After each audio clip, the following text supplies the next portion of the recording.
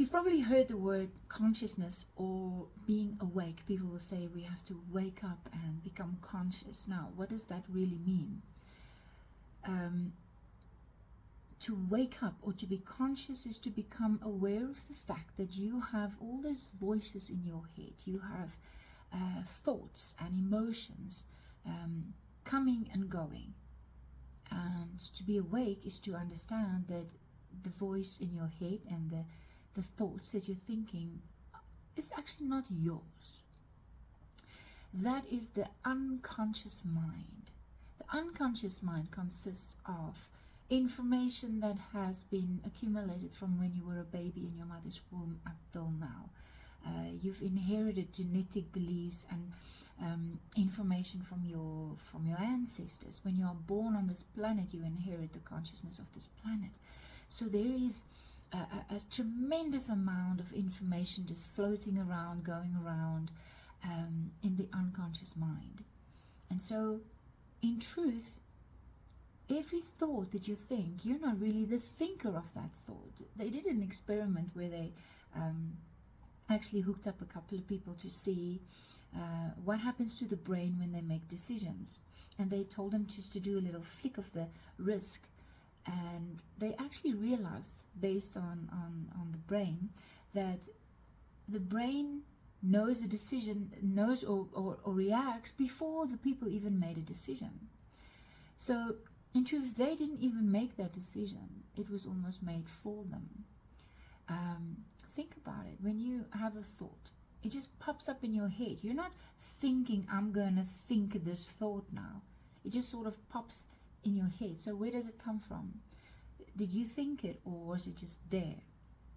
So I think waking up or becoming conscious is to become aware that all these thoughts and these emotions will come and go and come and go, and they might not even be yours. So being an awakened being or a conscious being is when you learn to practice to observe all these thoughts and emotions coming without falling into them. So you observe your thoughts without thinking, this is who I am, without defining yourself by it. And you observe your emotions without becoming lost in them.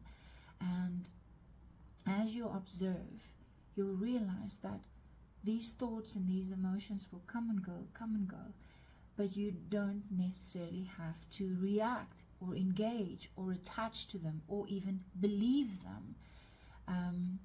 I think that in itself is what self-love is, when you truly understand that all these ideas and thoughts that you're thinking, that is this loop, and once you engage with the thought, it takes you down this loop, patterns and loops that continuously just pull you in. So being an awakened being or a conscious being means to be able to understand that you are not your mind, and you are not these thoughts, and you are not these emotions, and you practice daily to observe them without falling into them, without engaging with them, without attaching or reacting to them. This is when you truly become a creator rather than a reactor, because you can now decide in that gap as you observe and just say, this is not who I am, this is not who I am, especially if it makes you feel horrible. And that takes practice, to be the observer. But that is where true freedom lies, when we can just observe all these thoughts and these emotions as they come and go. And that's what it means to be truly awakened and conscious.